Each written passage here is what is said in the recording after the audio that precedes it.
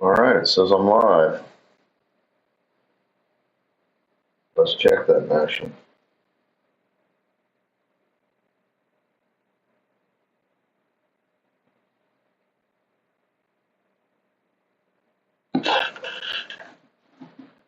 What in the hell?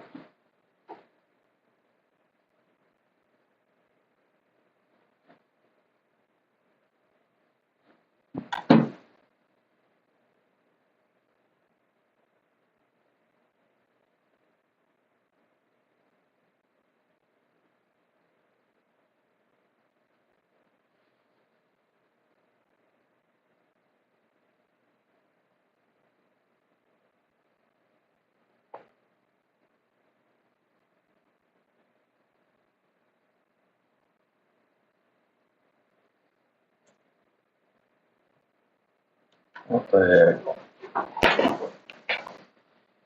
I think I see something in Rumble Studio. That's bizarre.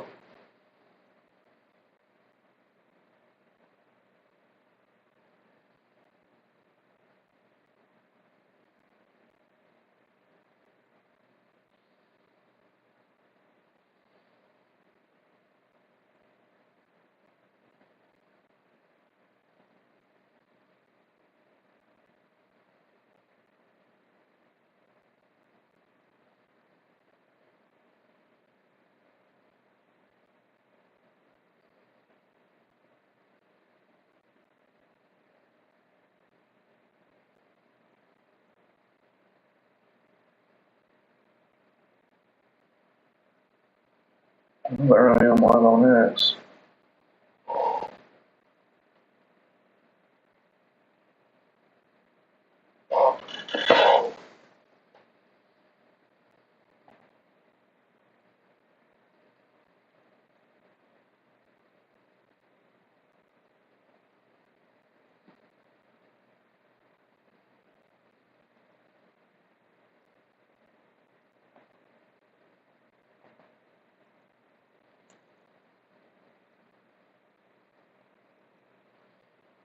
Well, let's try YouTube's. Well, we need some nasty feedback issues.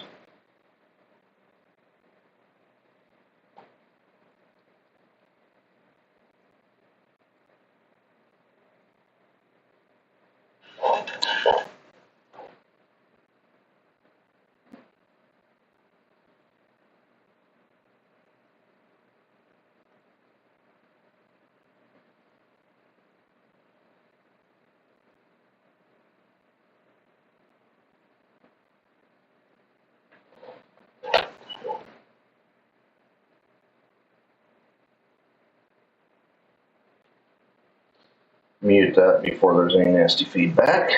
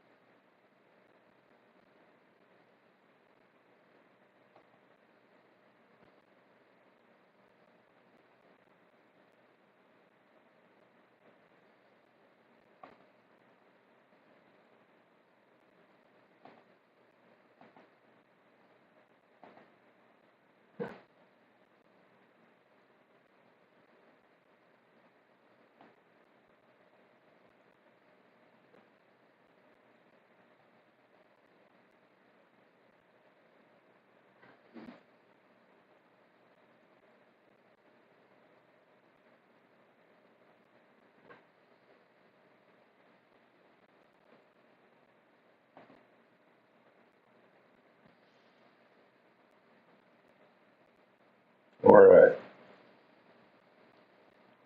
I'm streaming, I should be talking, so we're going to scroll through this here.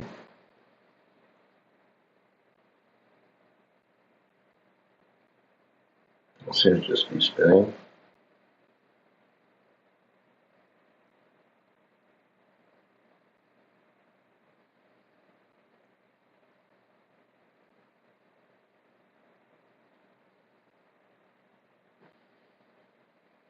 Protests started again. By night, several dozen lawbreakers became violent and destructive. They vandalized property. They tried to assault police officers. Many of you have seen the video clips of cars burning on cable news.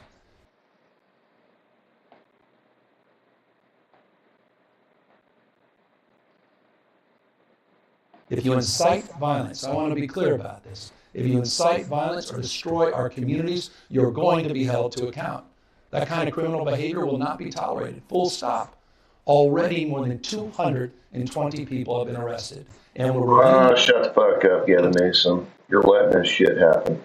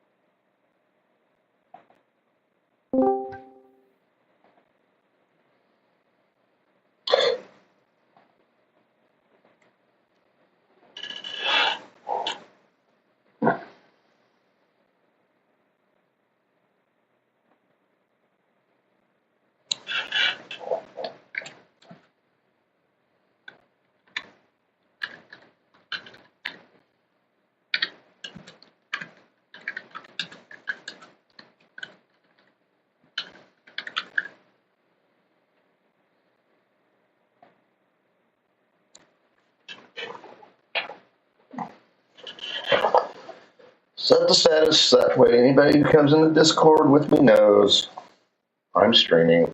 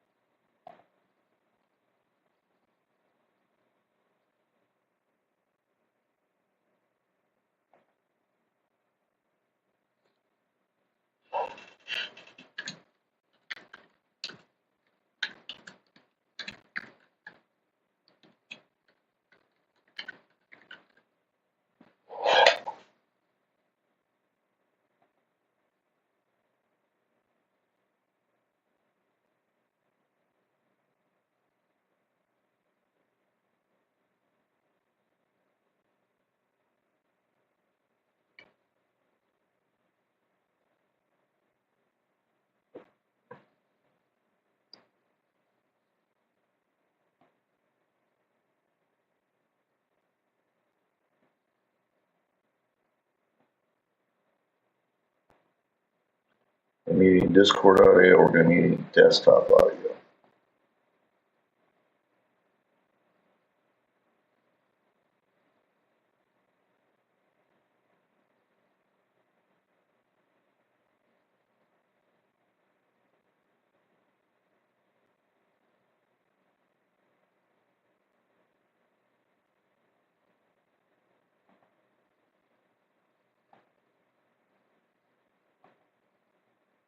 So if there's any decent YouTubes to watch.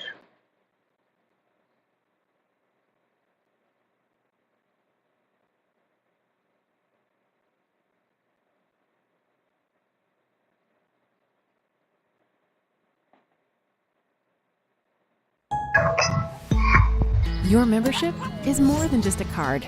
It's your gateway to extraordinary experiences. With the AAA app, discover savings and hidden gems. He was called Smiling Albert. The charming Nazi field marshal even Allied commanders respected, but behind the grin was a man who signed off on the killing of 335 Italian civilians in a single day. Was Albert Kesselring a brilliant strategist or a war criminal in uniform? Albert Kesselring was born in Markstedt, Bavaria, on November 30th, 1885. His World War I service earned him the Iron Cross First Class at the Battle of Arras in 1917. Superiors noted his talent for organizing logistics and inspiring loyalty. By the early 1930s, he had established himself as a respected artillery officer. But in 1933, Kesselring made a career decision that transformed him from ground-based commander into one of Nazi Germany's most innovative leaders. He left the traditional army to join the Reich Commissariat for Aviation, a civilian front for Hitler's banned air force. Since the Treaty of Versailles outlawed military aviation, the role required operating in the shadows. As head of administration in 1934, Kesselring proved himself an organizational genius. He orchestrated secret aircraft factories across Germany, hiding military production behind civilian facades.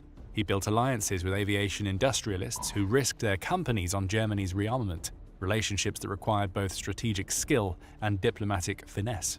At age 48, Kesselring made a decision that revealed his core belief: officers should never ask soldiers to take risks they wouldn't take themselves. Despite his artillery background, he trained as a pilot, flying single and multi-engine aircraft to understand aerial combat firsthand. Though he admitted he didn't impress aviation pioneers, he earned the genuine respect of the pilots under his command. He flew regularly until March 1945, logging thousands of hours, a gesture that reinforced his hands-on leadership style. After General Walter Wever died in a plane crash, Kesselring was appointed Chief of Staff of the Luftwaffe on June 3, 1936. From that position, he helped oversee the rapid expansion of Germany's air power, guiding the introduction of new aircraft like the Messerschmitt Bf 109 and the Ju 87 Stuka, and supporting the creation of Germany's first paratrooper units. During his brief tenure as Luftwaffe Chief of Staff, Kesselring's main focus was supporting the Condor Legion during the Spanish Civil War, but tensions with his superior, General Erhard Milch, quickly escalated. Unlike his predecessor Wever, Kesselring struggled to shape a long-term strategy and soon requested a transfer to a field command. Hermann Göring took notice and appointed Kesselring to command Luftgau 3 in Dresden.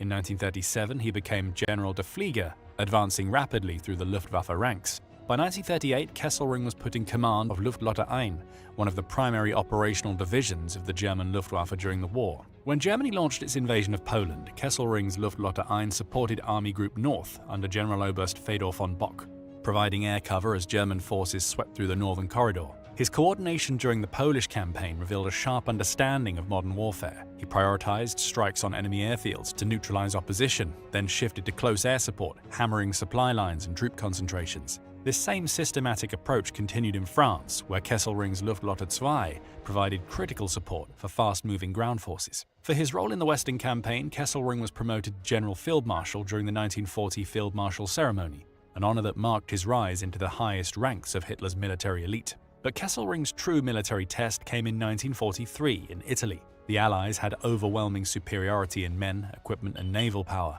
Kesselring, with limited German resources, was tasked with defending the entire peninsula. Italy's mountainous terrain became his greatest weapon. He transformed the landscape into a layered fortress. The Volturno line forced Allied troops to cross rivers under fire.